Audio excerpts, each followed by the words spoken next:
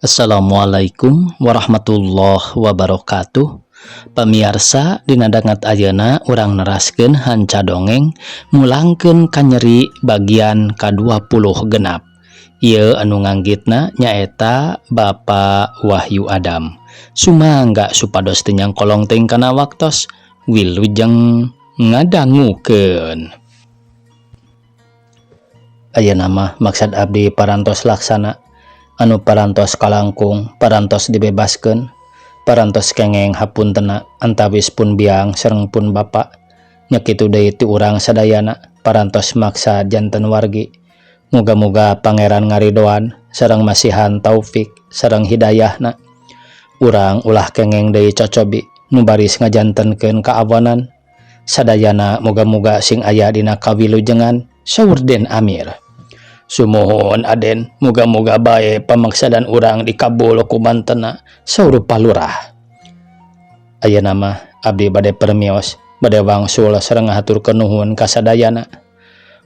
Mangga atuh Aden, kahoyong mah karulem bae atuh sawengi mah di dieu saur Ibu Lurah Mairan.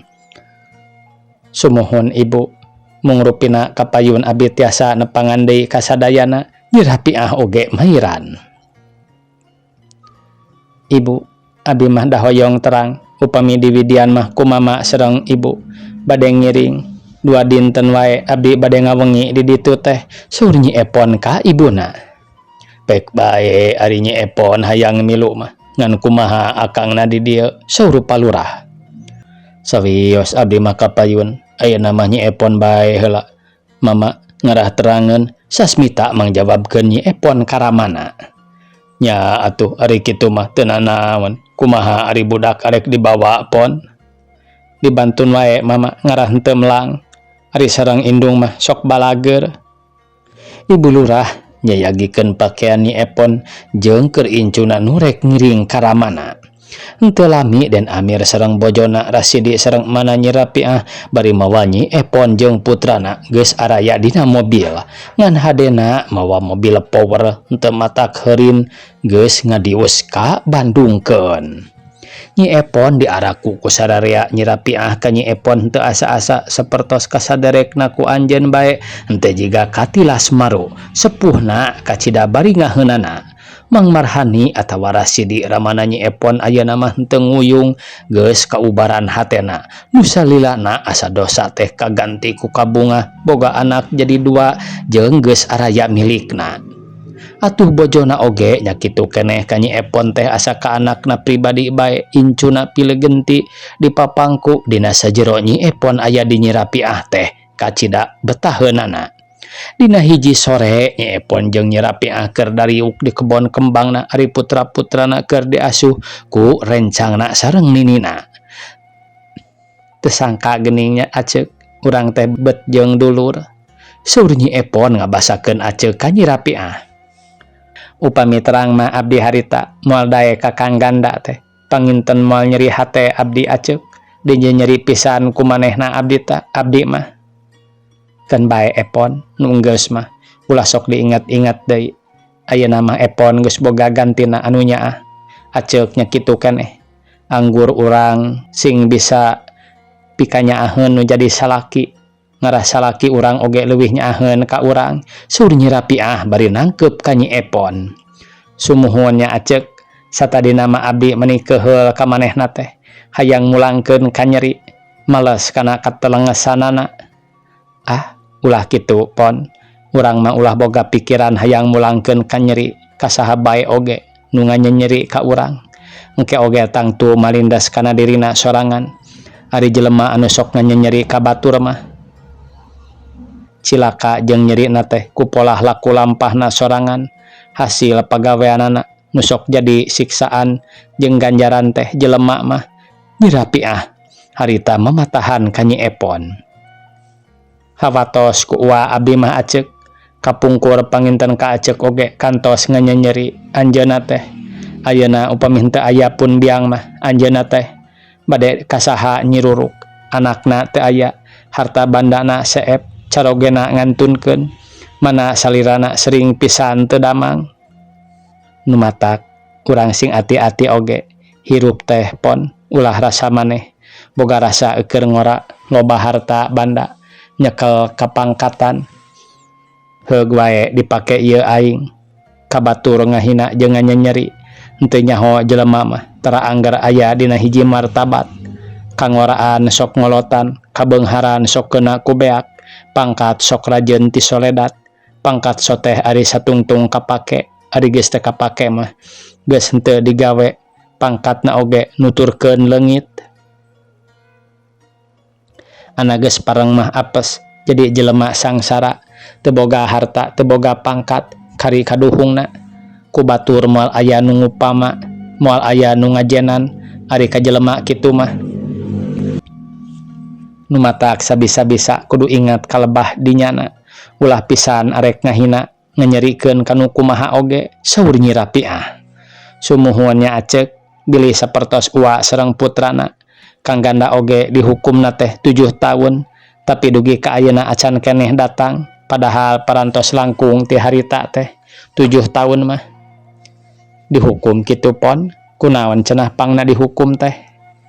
Harita Kang Ganda masih keneh mihukum abdi, parantos cul henteu malire, nganyerikeun teh henteu euih-euih, kagoda ku ngaran Cici. Nepi ka abdi mah tiasa soteh kenging surat talak ti Kang Ganda dilereskeun ka kantor urusan agama.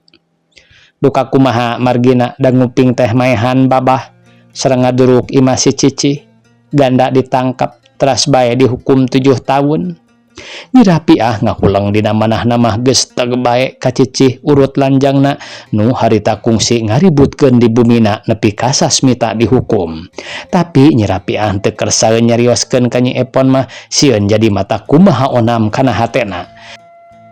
Eta awewe teh wartosna kapungkur mah rek ditikah ku bapa budak, mung nyelewer ka Ganda, dugi ka bapa budak nu malik cilaka ngalakonan dihukum sagala, ceuk Nyi Epon. Menang bajati saha kitu ari Epon, saur Nyi Rapiah, dina manahna henteu nyangka ka Epon nu geus nyahueun kana riwayat salakina. Kang Sasmita nu nyarioskeun lalakonna ku anjeun, malah kantos pendak sareng gandana oge, waktos Ganda bade dihukum, Kang Sasmita bade kaluar tina hukuman. Kumaha cenah pon basa panggih teh?